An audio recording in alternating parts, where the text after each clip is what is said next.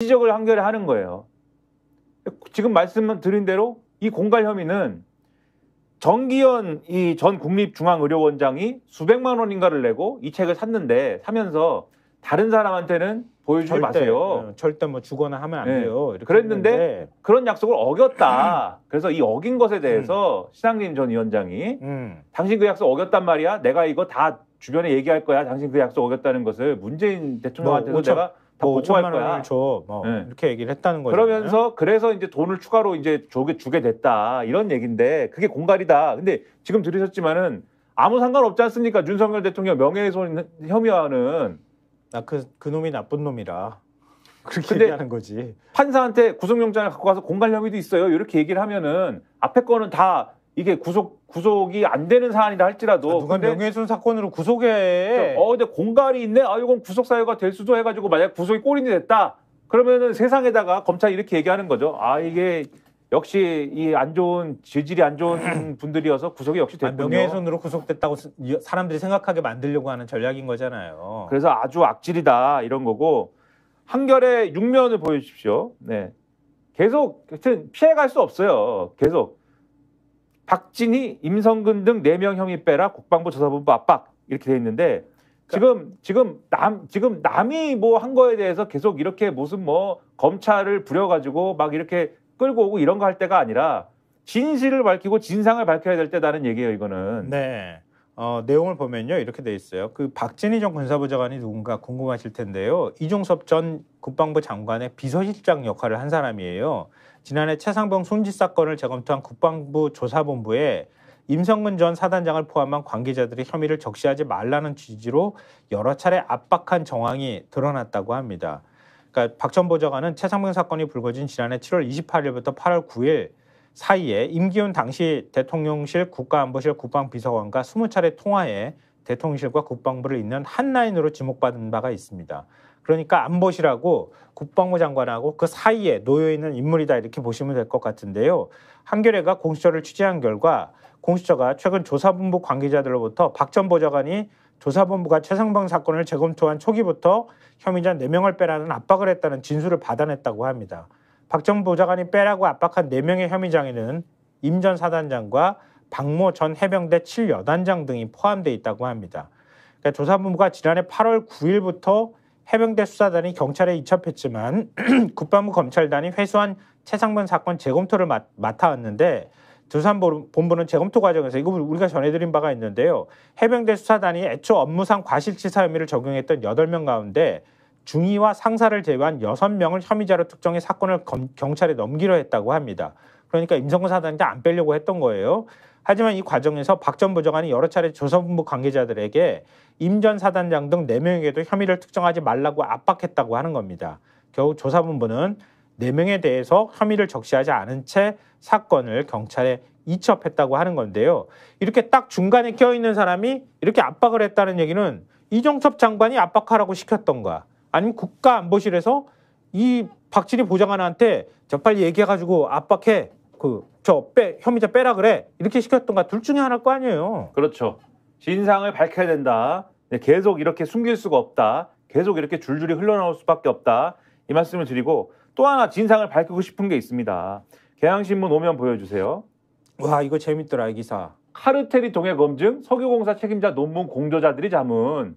네, 우리 아브레오 박사 얘기가 또 생각이 나는 거예요. 또 그러니까 액트지오의 동해 심해 원유가스전 탐사 자료 분석 결과를 검증한 국내 자문단의 실체가 드러난 거예요. 그렇죠. 지난번에 해외 자문단의 실체가 드러났잖아요. 네. 그 석유공사의 동해 팀장이라고 하는 사람, 그 뭐지? 요즘 뭐 커피 배우러 다닌다고 하는 사람인데 보니까. 근데 그 사람이 자기하고 논문 공저자였던 거야. 아니면 자기가 스승이라고 하는 대학 스승이라고 하는 해외 미국에서 배웠던 그 사람들하고 연결된 사람들을 전부 해외 자문단이라고 해서 그 사람들한테 자문을 구해가지고 크로스체킹했다고 하는데 국내 자문단하고도 회의를 했다고 얘기를 했었잖아요. 근데 국내 자문단이 누군지가 공개가 된 거예요, 이번에. 이 국내 자문단에는 공주대 지질환경과학과 교수 모 씨, 한국지질자원연구원 박사 모 씨 등 3명이 포함이 되어 있는데 이 사람들은 곽원준 석유공사 수석위원하고 2014년에 논문을 공저했답니다. 그리고 이 곽원준 석유공사 수석위원은 아브레우 고문이 기자회견할 때도 참석한 사업의 핵심 관계자고 그다음에 액트지오 선정 배경이 된 지명경쟁 입찰의 지시자가 있지 않습니까? 네. 지금 산업부가 김원희 의원실에 보낸 답변서를 보면은 지명경쟁 입찰 지시자도 곽원준 수석위원이라는 거예요.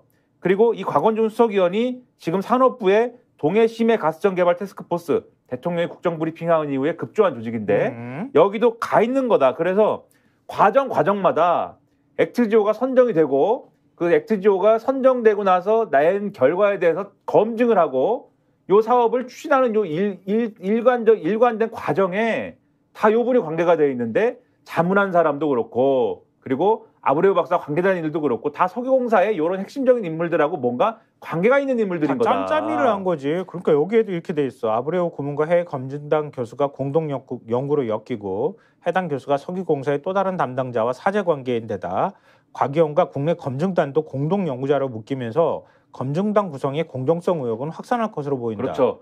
이거를 밝혀야 된다. 왜 이렇게 된 건지 아는 사람들 모아가지고 뭐 하는 거냐 지금. 그런 의문이 들고 학끼리끼리 나눠 먹으려고 한 거야? 뭐야? 의심이 되지 않습니까? 네. 중앙일보 18면 보여주세요. 이게 무리수가 많은 게 대왕고래 해외기업 참여 때는 현행법상 채굴량 80% 내줘야 지금 인사할 시간도 없기 때문에 짧게 말씀드리면 이게 무슨 얘기냐면 현행법대로 하면은 해외기업을 데리고 와가지고 지금 광국 탐사를 해야 되지 않습니까? 근데 거기서 이익이 날 경우엔 지금 우리 법대로 하면은 88%는 해외기업이 가져가는 구조일 수밖에 없다는 거예요. 그러면 우리는 12%만 먹고서는 야, 이 경제성이 없다 이렇게 될 거 아닙니까? 그래서 2,200조 원에 220조밖에 못 먹는다는 거야? 그거 이제 판에도? 거기서 이제 일단 이익이 나면 이제 따져야 되는 거니까 그 금액은 아닐 수도 있지만 어쨌든 왜냐면 2,200조도 근거가 아무튼 없지만 네.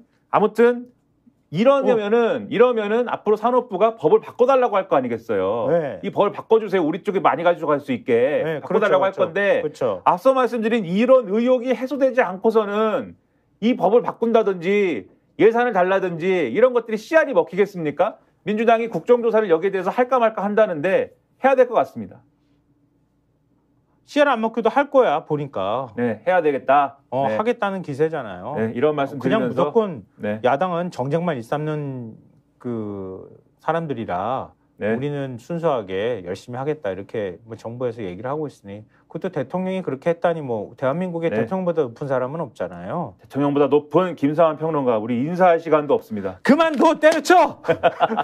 인사할 시간도 없습니다. 여기까지 하기로 하고 저는 시사평론가 김민아였습니다. 그 앞에서 PD님 뭐라고 막 얘기를 하고 계시는데 뭐라고 얘기를 네. 네. 댓글을 읽어달라. 댓글 읽어주세요. 우리 처음으로 댓글 읽어드리는 네, 거예요. 댓글 읽어주세요 빨리. 네. 모모모님 댓글을 주셨는데요. 아침마다 두 분이 상세히 알려주시는 데일리 시사 요약 많은 도움됩니다. 감사합니다. 앞으로도 이렇게 좀 계속 주세요. 네. 읽어드리게. 댓글 읽어줄 시간이 없습니다. 네. 하지만 네, 시간이 없어. 네, 만들어서라도 읽어드리겠다. 인사 스픽스는 말하는 언론입니다. 대세는 유튜브, 그중에서 스픽스. 좋아요, 댓글, 구독, 알림 설정. 여러분이 저희를 사랑해 주시고 우리가 여러분을 사랑하는 4가지 방법입니다.